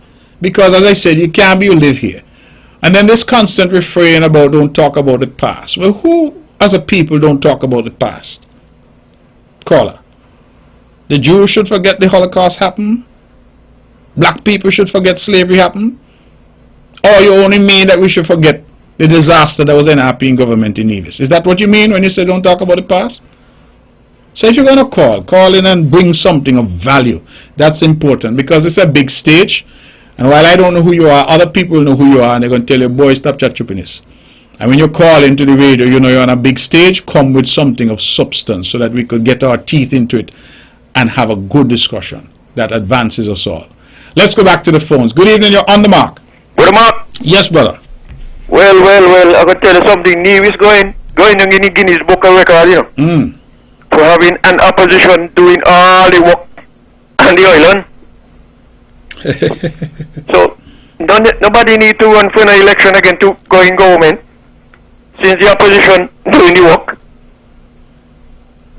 So, if you cannot go back and look back, why is it people still talking about reparation from those people who capture the slave, who buy the slave and bring them down and scatter the slave and get nothing? We have to go back and see what they do to slave, to black people. No, they say you mustn't go back in the past. Don't talk about the past. No. I wonder if they know they got past, present, and future. No. They say don't talk about the past. Right? Yeah. And all of it is, they continue to try to say to our people that we must somehow ignore what has happened. Now, if you had a party in government, and that party in government did a horrible job, well, you mustn't talk about it. You mustn't warn people that if you put them there, that is their record. Right, you got to warn them, let them know. But I don't understand these people saying, oh, don't talk about the past, let's talk about the future. Well, the future is in part determined by what happened in the past, That's right. Because now we're struggling with certain things. When you're dealing with debt, you're dealing with all of those things. What you think it just happened overnight? Right, no. So I don't understand. That's why I tell the caller, retool and come back. Now look at it. Some people come in and they're presenting to the world that, oh, I'm pretty like a Christmas tree. I have been like this ever since creation. But you got to look back and see the dirtiness what they do and come up now. And when you knock them out, when you come with no Christmas tree face and you knock them out the plum, they want you to forget what they do. You can't forget what they do. It's what they bad record where they get knocked out the plum. And then the burden now lies on you who now move into position. Mm-hmm. Unnecessary burden. And I could talk about a lot of things all over the world. Because we only wait until the COVID, everybody stop wearing masks up in England, you know. Mm-hmm. And then who left money up there and they want to say where they get it from, they got to go up, they got to say something. And that is the past. And you can't leave the past and expect to have a bright future. No, so you're doing good, Brother Mark. You are doing great. Now look, everybody who travel to America or live in America, we know the main highway, the major highway that lead to Canada and all up by Alaska in America, it's called I-95. There is no kind of sidewalk because no pedestrian has the right to be right there on foot unless you can't break down and you pull over and you're waiting for something to move you. Otherwise, if they put sidewalk there, the cemetery them wouldn't have enough people to bury. Caller, as I said, caller, I'm going to have to drive around Nevis tomorrow, the Island Main Road, to see where we have put down sidewalks on the Island Main Road. Because, you know, these are the kind of things that to my mind make no sense. Right? Where have you put down sidewalks on a main thoroughfare? You put sidewalks in the villages, you know, whatever the case may be, but on a main thoroughfare, that is not the custom at all. That's right? Not. And in Nevis, you have the ability, if people want to walk, people want to, we have the Mondo Track facility, we have the park at Pinners, the Malcolm Gishad Recreational Park, we have, you know, in every village we have grounds, village grounds. People have ample space to walk, to exercise, to cycle, to do all of these things if they so desire. That's right. So again, this is what you call somebody looking for something to say. Because those kinds of, if those are, let me put it this way, if those are the criticisms against CCM, then we're doing a good job. Because them they together no amount to nothing. So it means that we're doing a good job. Because, you know, that is why I'm talking about substantive debate. People want to know, well, okay, what is the record? The only way I can talk about NRP's record is to look at what they did in government. The only way they can talk about Mark Brantley and CCM's record is to look at what we are doing in government. That is really what it comes down to. So all this thing, I mean, imagine the Minister of Health gave an update on the hospital project as recently as December. This is only the middle of January now. December she gave an update. Partner say he live here but he don't know what's going on. So that means he did not listen. And that is the problem. When you don't listen, you don't pay attention, you just jump up and call on the radio to talk because you want somebody to hear your voice. That is the difficulty. So that's why I keep saying inform ourselves. Right. Because had he been informed, he would know that the minister gave a full report. Said how much was spent, where we are, expectations in terms of where we're going to be this year, etc. All of that was said and done. And the work at the hospital is going to continue. It's as simple as that. It's a massive project.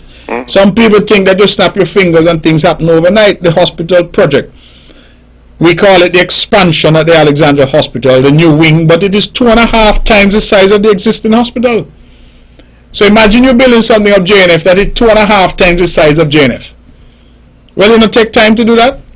More than time. So why are people getting so consumed and this not happen and that happen? In the interim, we're providing quality health care right here in Nevis. Quality health care to our people, and we will continue to do so. But yes, Brother Mark, I don't understand. Why is it sensitive people who know how to use their 5 senses, why should they take the time out to come on a media and chat lies, tell lies? The lad don't like it. So why they should do that? Yes, so be no good for nobody in the country. If you can't come on the radio and talk the truth is facts. Don't come on the radio and tell like the people the impression that nothing doing. and thing doing. It's the same thing a lot of people down here saying, oh, this and that not doing. This, no. And they see it big and broad, they oil them big like the moon, watching the thing that the government has done and is doing, and they know about plans that the government have to do for the country. And yet still they go on a platform, go build a course and all kind of thing. For what? For politics? But now you done with that. If we know we have to look back, a lot of people would have been today got ladder lean upon the house to shove up a cattle go eat the grass off the house. But because we look back and see where them born now, that was stooping is where the woman shoving the cattle upon the house go eat grass. Go up and cut the grass and throw it down. So we have to look back at them nonsense what cartridge send down here for us to learn. But Mark, you continue here, you're going good. Okay, thank you very much. Thank you, caller. And we will continue to take calls at 869-469-1616 and 869-469-1700. Let's go straight back to the phones. Good evening, you're on the mark. No? Okay, let's try this one. Good evening, you're on the mark. Okay, let's try this one. Good evening, you're on the mark. Okay, let's try this one. Good evening, you're on the mark. Okay, let's try this one. Okay, caller. Hello. Hello. Good night. Sorry about that. Good night. Mr. Bradley, I don't normally call into talk shows, but listening to you tonight, and the thing is, never argue with a fool because he don't bang you all the time. That's the thing. And right now, you permit this guy to walk you up. Don't do that, sir. You have a great show. Continue with that show, please. Bye. Okay, thank you very much. And just so you know, caller, I'm not worked up at all. I was just trying to respond to what the young man called in to say, because I think I need to point out that in a debate, in any forum, that you have arguments and counter arguments. That's what the debate is about. But when you seek to make arguments and suggest that we ought not to talk about our past, that makes no sense to me. That you highlight that a main thoroughfare, the Island Main Road, we have not done sidewalks, that makes no sense to me.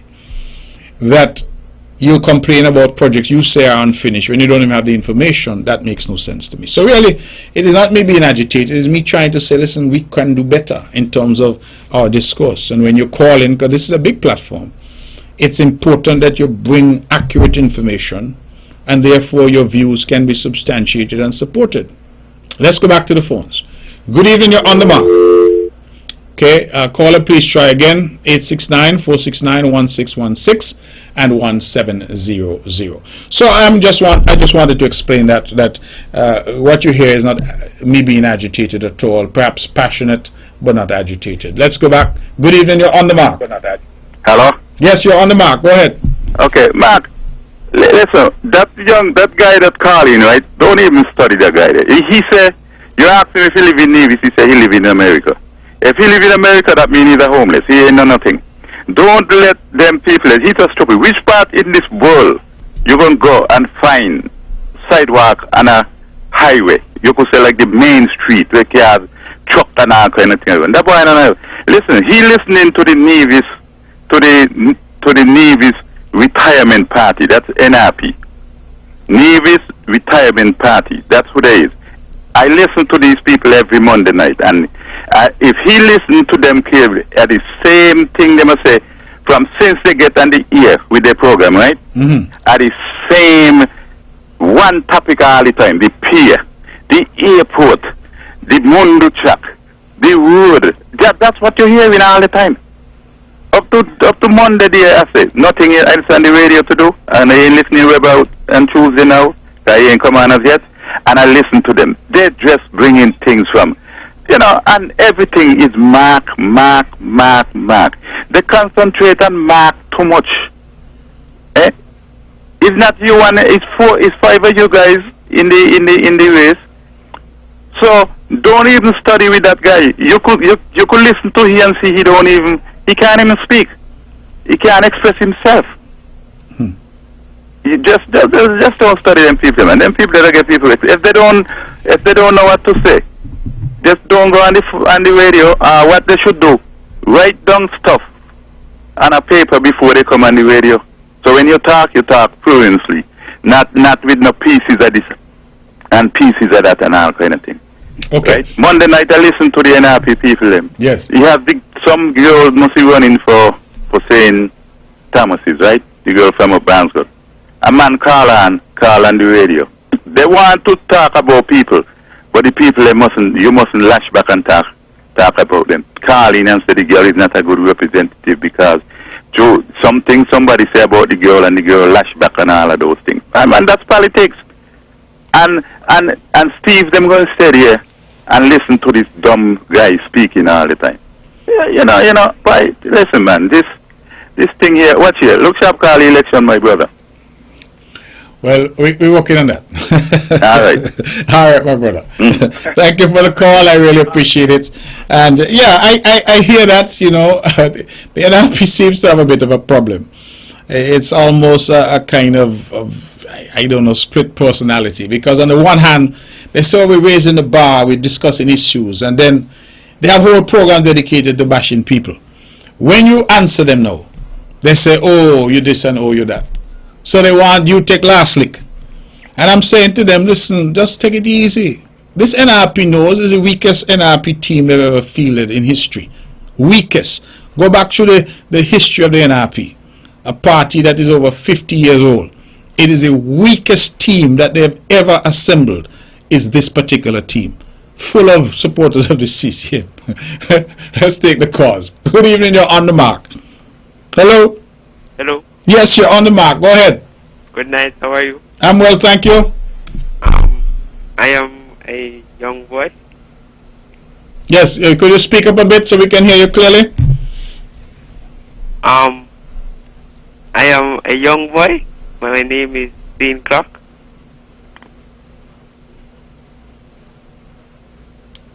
Yes, caller, go ahead. Good night. How are you? I'm well, thank you. I am calling to tell you that we are wondering if I'm a bit shy. You're wondering if what? Sorry, the caller. Caller, we're not hearing you properly at all. You say you're calling and wondering if something. We're not hearing you.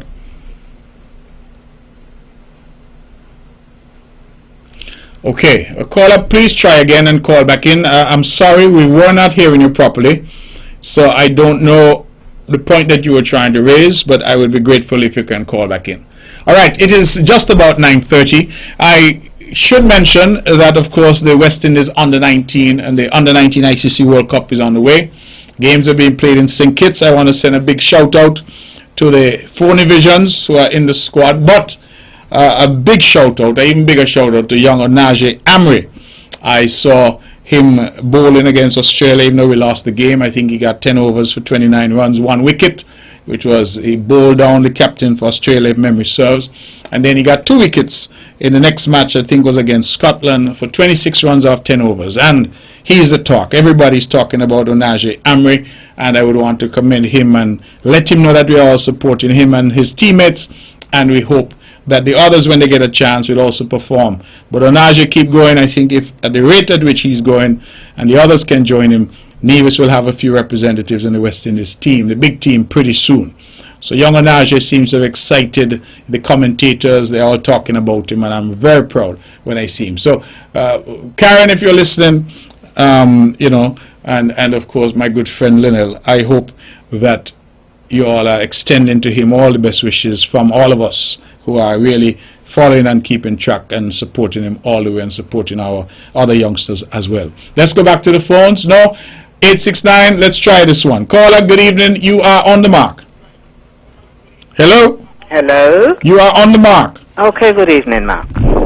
Now, I'm calling to tell you, which I know that you understand. You are not supposed to forget your history. Okay? History is there. You know all about the slavery and the this and the that. Please do not forget that, because you cannot wash that away. Right? Yes. And I know you're on the right track. I do know you're on the right track. So stay on the right track. Okay? Thank you very much. Good night. Thank you for that. And I think that is so important, as you have reminded us, because What is a tree without roots? What is man without his history? I've always admired the Jewish people, for example, because they teach their history. They inculcate that history in successive generations so they'll never forget. And so too, various groups in Africa pass their history down. We have history books, but we must never forget our history and never tire in talking about it. It's our history. Our history tells us who we are, who we were. It's the only way we can decide that we'll do better, because we try not to make the mistakes of the past. So when I hear people going down that line about don't talk about the history, what they really mean to say is politically, don't talk about the bad things that their party did. That's really what they mean. So I'm not even going to pay too much attention to that. But caller, I am grateful for the reminder. Ladies and gentlemen, we had a half hour left. We're taking your calls. Let's go back to the phones. Good evening. You're on the mark. Yes, good night, Mr. Brantley. You're good show. Good show. Thank you. I heard one of them say, that they don't like history. They don't what? Like history. Yes, they tell you don't. They don't like history. You can never forget. You can never ever forget the past. Mm-hmm. No? You have to remember, but that don't mean you dwell on it. But it will come back to you. You understand? Yeah. Good night to you, and God bless you. Thank you very much. Thank you for that. And my sense is some people who don't like history, the people who tell you, oh, that's long time thing, those are the very people who they don't want to avoid it.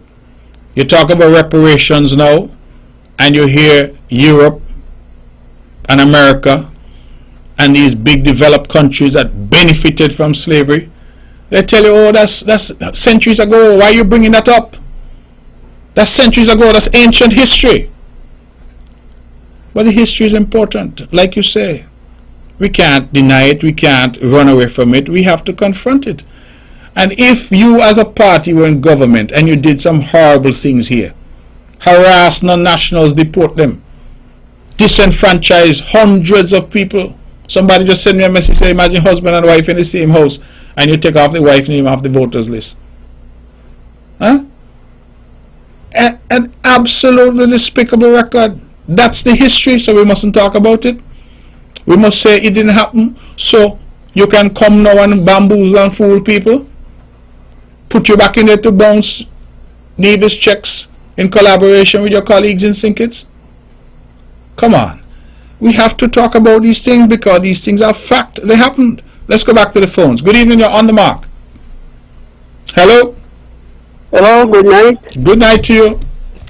I have an idea. I wanted to know about the agriculture with the animals. They make us pull out some farm to say we're supposed to take the $25 from the water for the animals. Mm-hmm. And up to now, it got about 3 or 4 months. And up to now, nobody send back the message to the farmer. So we want to know what they do with the farm, what they make us pull out. So which department? Agriculture? Who are you dealing with? The agriculture department. They're the ones who had the farm? They had the farm and they make the people then pull out the farm. Mm-hmm. So they must send it into the water department. And we're paying the $25 all the time for it. Okay. And nobody sending the farm to the water department now. So we want to know how we must do. Because the animals then don't have garbage. We want to know why they put the garbage to the animal thing, water. Well, the issue was really a better collection system than electricity. They said they would prefer to do it with water because there were more connections with water than there were for electricity. Yes, but then said the farmers they said they make us full out farm. So they are sending the farm to the water department, right. And the water department people say they will collect the farmer to know. Okay, well that seems to be an issue between agriculture and water, so I will look into that tomorrow. I don't know what the answer is, but I'm certain that the Minister of Agriculture, the Honorable Alexis Jeffers, is listening, and that is something that we'll have to look at. Because certainly we have been supporting our farmers and we want to continue to support them to the best of our ability. And so I will look into that for your caller, okay? Okay, anytime. Okay, thank you very much for bringing it to my attention. And this is a matter that certainly will be resolved in short order. Let's go back to the phones. Good evening, you're on the mark. Good evening, Mr. Brantley. How are you? I am well, thank you. How are you doing? I am doing well, thank you. I just wanted to use the opportunity to tell the general public about two of the raffles that we are having at the Ministry of Health to encourage persons to get vaccinated. So the first one, we have a Let's Get Vaxxed raffle, where we're encouraging persons from the age of 12 to 21 to get vaccinated, and as soon as once they have gotten their second dose of the COVID-19 vaccine, they're eligible to enter a raffle, and the prizes are pretty big and pretty exciting. So some of the prizes are the latest iPhone, which is the iPhone 13, the Samsung S21, I think that's the latest Samsung. We have the AirPods, the Apple AirPods, the Galaxy Buds, 60-inch smart TV, which is gaming compatible. We also have... How much inch TV you say? We also have laptop and the Xbox and PlayStation Amazon gift card. So these are really really good electronic. The television says 60-inch? Yes, the 60-inch gaming television, gaming compatible smart TV. Yes. And so these prizes they're really good prizes, so we just wanted to let persons know once you get the double vaccinated, once you get your second dose by the end of February this year, that you're eligible to enter these prizes. And of course the health centers are equipped with the information and the things to drop your raffle tickets into.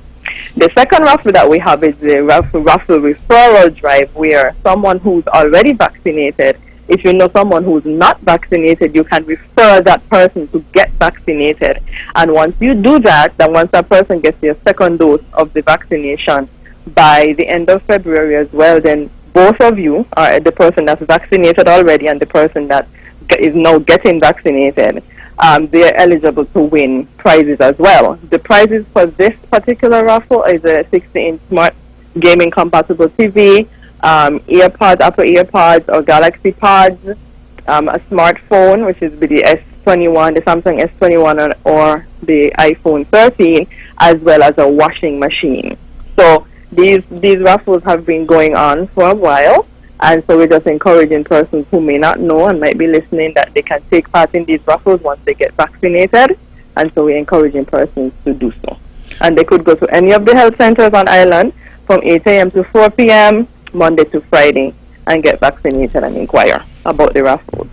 Well, thank you very much for that. I think those prizes are absolutely amazing. I nearly want to go and get vaccinated again in order to qualify, because you're talking about latest phones, 60-inch televisions, what do you say, washing machines, Xbox gift cards, all kinds of gifts. I think the young people in particular should be very excited about these gifts. And so I certainly wish this well. I think it is for a good cause. And thank you and the team for the excellent work that you've been doing. Okay, thank you. You're welcome. Okay. So that was the Health Promotion Unit calling in to remind us about the vaccination drive and the incredible gifts, prizes available on the raffle for those who get vaccinated and fully vaxxed by the end of February. So it's really some huge incentives here of very expensive gadgets, iPhones, Samsung phones, tablets. We have AirPods, we have the 60-inch television, etc. So please go out, go to the health centers, get the information, and get vaxxed. It's important that you protect yourself, but also now you can win something really expensive if you go down that road. Let's go back to the phones. 20 minutes to the hour of 10 o'clock. Good evening, you're on the mark. You soon go home? Well, when the show is done, I hope to go home. If I see you tomorrow on some lonely street in town, I don't mean if I won't say hello. Say hello. You belong to another, and that is what I know. To say hello to someone you don't know. Just walk on by Wait on the corner. I love you, but we are strangers when we meet. When we meet, just walk on by. Wait on the corner. I love you, but we are strangers when we meet. Good night, cutie. What would that song there for, cutie? Young cutie. all right, my brother. Okay. Thank you very much. You know, I was going to tease you and say the first song you call on radio and sing on name bus. Eh? You know this one? Good. All right. Thank you for that. This is always a wonderful show, you know. I think that when you could have somebody call in and sing for us, it really says that people are comfortable. This show is really part of the tapestry of the St. Kitts Nevis experience. It's part of our fabric, and I am delighted to have been a part of this for all these years. Thanks again. I can't say thank you enough to the law firm of Daniel Brantley. They continue to be the sole sponsor of this show. After all these years, it is because we have that sponsorship that we can have a show without commercials, and therefore give people an opportunity for maximum conversation. When they call, we don't have to hustle them off the phone. They have an opportunity to engage. Thanks as well, of course, to Vaughan Radio, because it is through Vaughan Radio and specifically Weber Herbert who encouraged this show and helped me to put it together, why this show is on the air. And we must always remember the people who would have contributed and made what we do possible. We should never forget the people who make what we do possible. And that, I think, is very important. So I'm really delighted that we could have had that song, and I want to thank that caller and so many others who continue to make On the Mark their home on a Wednesday. I am amazed sometimes. I walk the streets of St. Kitts, I go elsewhere, I meet people in the US and elsewhere, and they tell me that they listen to this show every Wednesday. I always make the joke about a lady, an elderly lady I met in Statia. I gather she has passed, and so I would again extend my condolences to her family. But she told me that on occasions her pastor tried to schedule choir practice on a Wednesday evening, and she said no, that Wednesday evening is reserved for On the Mark. So pastor, please, could we have the choir practice either in the afternoon or on another day? And she shared it with me as a joke, and I thought it was quite funny. But it just tells you the extent to which people have made this show their show, and for that I'm truly grateful. We have about 15 minutes left, and we have therefore ample time to take some more calls. We're encouraging your calls therefore, 869-469-1616 and 869-469-1700. Back to the whole issue of elections, as I said, and I've made it quite clear that this party intends to rigorously contest all 5 seats on Nevis. We contest the 4 that we hold. We're going back to the people on our record, and the one that we do not have, St. Thomas's, we're asking the people of St. Thomas's, the people of Craddock Road, the people of Jessops, the people of Barnsgut and Cotton Ground, the people of Westbury, and all parts in between, Cliftons, the whole area there, Vaughns, you name it. We are asking Paradise that these people support the Concerned Citizens Movement. You have seen our management of Nevis during this pandemic. Many may talk because talk is cheap. Everybody has a criticism. Criticisms are okay, but they're easy to make. It's those who are on the battlefield working. You have seen us during this pandemic. You have seen how we have fought for this island of Nevis. You have seen how we have delivered. I mean, look around. Look at that Malcolm Gishard Recreational Park, delivered to Nevis in the height of a pandemic. Look at it. Go down there and see it for yourself. It's not a figment of somebody's imagination. Many said it could not be done, but there it stands today. With the help of the Taiwanese government, the NIA, the vision of Malcolm Gishard, and the grace of God, there it stands today. Look at it. I am not suggesting that we've been able to satisfy everybody. Some people, you do 100 things for them, and the one thing you can't do, they got you to kill. I understand that. I understand human nature very well. But we have continued to do our best for the majority. And that ultimately is what the only thing a government can do. Try to do its best for the majority. Because you're going to have some who eat and eat and eat till they get colic and still tell you that they're not full. You're going to have some who want all for them and their family. That is the way humans are. But as government, you must be able to work for everybody and give everybody a chance. And I am satisfied that that is what we've done. Satisfied that the days of telling somebody, oh, you support a different party so you cannot get any benefit, that those days are over. And look around. Look at the public service. Look at those in jobs and positions in government. Look at those who are getting contracts and work from the government. We have sought to provide for everyone, and I challenge people to tell me that is not so. Challenge them. People accuse and say this government is divisive and I am this and I'm vindictive. And I said, really? Some of them who talking, I just shake my head. Because if the truth be told and if the conversation be had, people out there will be surprised. Surprised. Some of them who say you never do nothing for them, you just shake your head. Shake your head. Because when nights were dark, you stood with them. But maybe they think people don't know. So when they go out and publicly say you never do nothing for them. Because, I was raised right. And my mother Vicky of blessed memory tell me if you help somebody, don't talk about it. So sometimes you help people. You don't talk about it. Then they go out and they say the worst things about you. You never help nobody, you never help them. And because you remember the admonition from your mother, don't talk about it, they get away with it. But God don't sleep. God don't sleep. And so sometimes when I hear those who are coming, I said, let somebody else talk, not you. Because the truth is not in you. Let somebody else talk, not you. But that is life.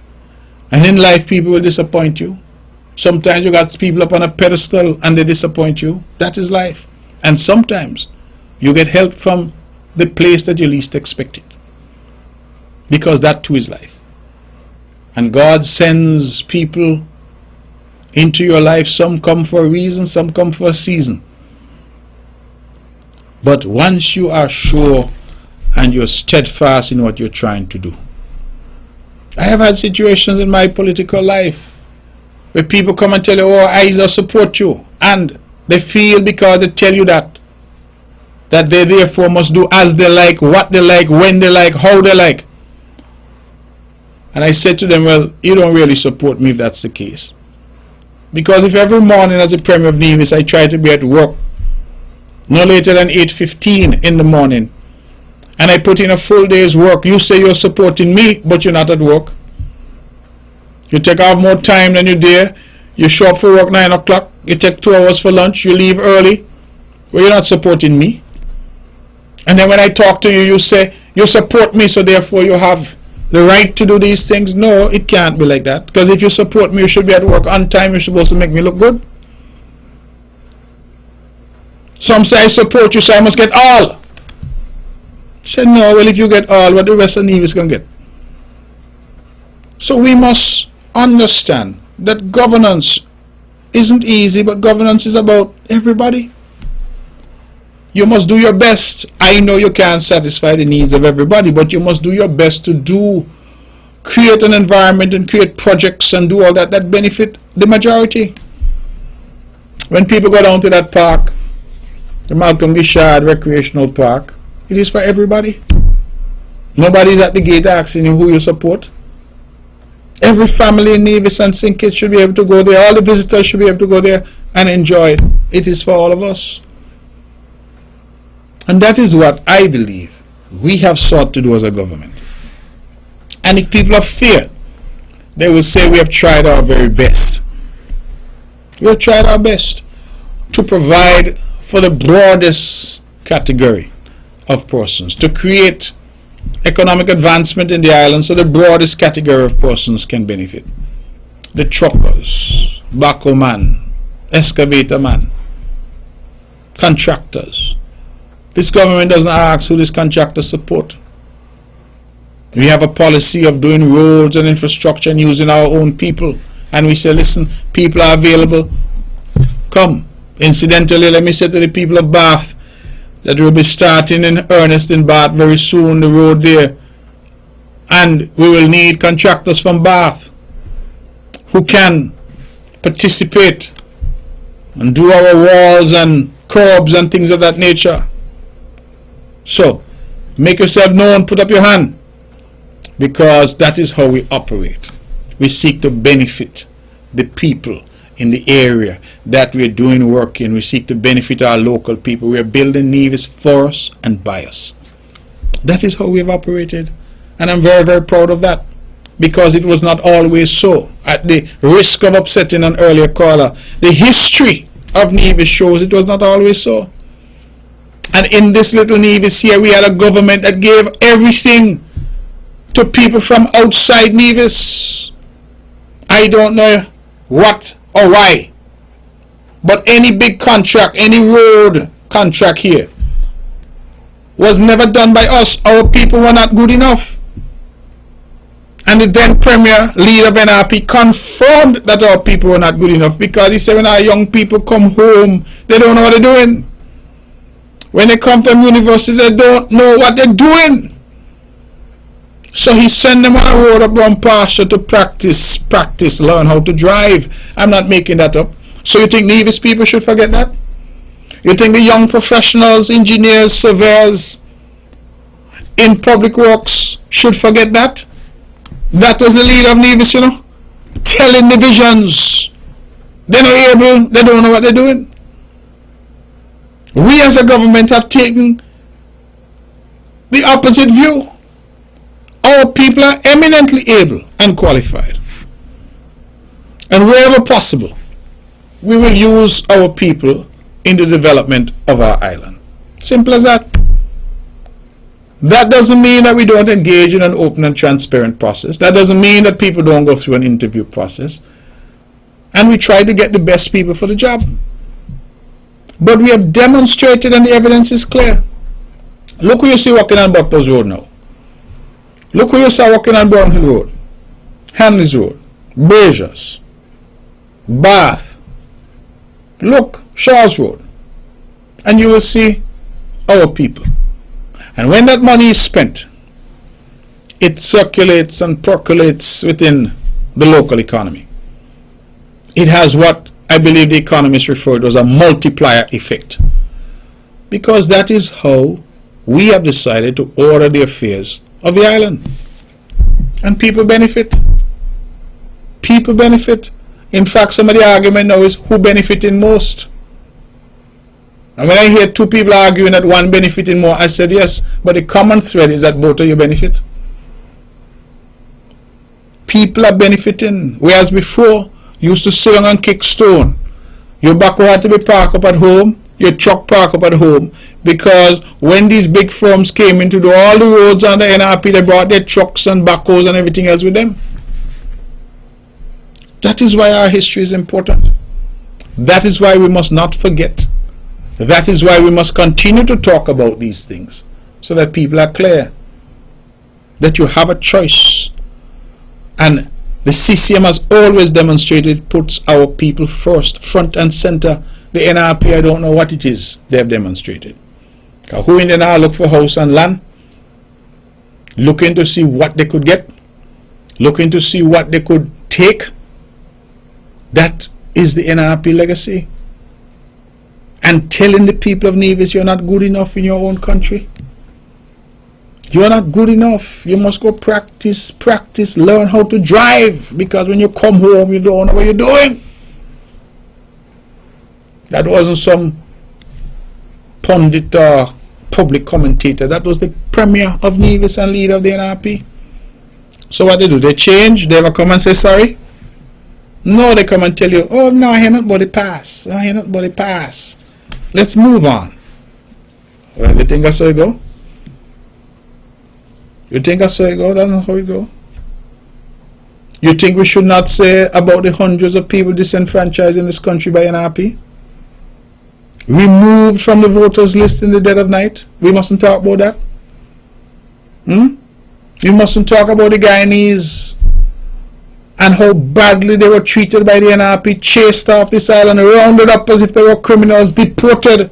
And when they deport them, they put something in the system to say they can never re-enter the island of Nevis.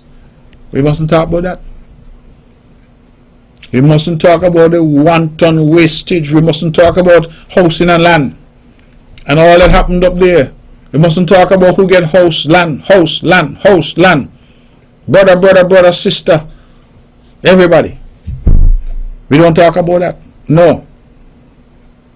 We mustn't talk about those who while in government set up a law firm to get work from the same government and controlling land and housing and doing all the work for land and housing while they were chairman and director at land and housing. We mustn't talk about that. We mustn't talk about the fact that the NRP in coalition with Labour bounced Nevis people's check.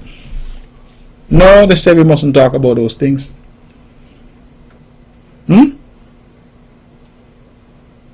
You all remember when cable TV decided that they would make some channels available and there was a concern that the CCM would get a channel? You remember what NRP did? NRP went in the house, said they are acquiring the cable TV. You all remember that? I went to court. Went to court to deal with that. You remember when they brought a kangaroo commission of inquiry here with some hand-picked commissioner and a bunch of NRP people to kill Van Samri? I went to court to stop that. You remember when they give a single mother, Rodney Elliott, 1 day to get out of the kitchen canteen up there at CSS? 1 day. She must leave. I went to court at night to stop that. We mustn't forget these things. This is the legacy of the NRP. This is the history of the NRP. And when they say don't talk about the past, it's because they don't want you to remember the level of hurt, anxiety, anguish, and pain that they inflicted on the Nevisian people, because they come now tell you how much they love you. How much they love you. They love non-nationals, but they forget how they used to deport Guyanese and treat them in a horrible way. They forget how they went into Cane Garden and take off nearly every post in Cane Garden name off the voters list. But now they love you. That is why I'm saying to our people, we must never forget. Because when you forget, you end up making the same mistakes over and over. It was the NRP that took 14 pieces of land here from Nevis people. 14 and no pay for none. You hear me? No pay for none. Rest Haven, right down there now. I am grappling to see how I could find nearly $30 million to pay for West Haven because NRP take the people land and no pay them. Take land at Cohoons, no pay them. Take land at Government Road, no pay them. Take land on Jessops, no pay them. Take, and did not pay. So we mustn't talk about that. I'm just getting warmed up and the band start to play. Means a young lady here is telling me, Mr. Brantley, your time is up, you have to go. Ladies and gentlemen, that's our show. Thank you very much for all those who called, those who were part of the show, those who continue to make on the mark their stop on a Wednesday. Thank you for all of the contributors. You are the ones who make this show worthwhile. This show is rebroadcast right here on VON Radio tomorrow at 1 p.m. Some say it is so nice they listen twice. I will continue to be here so long as God gives me strength, and as time unfolds and as we go along the days and weeks, we will get to an election. And when that time comes, I'm asking the people of Nevis to support the candidates for the Concerned Citizens Movement, because we are a party that has shown that we put our people first. Thank you, good night, and God bless you.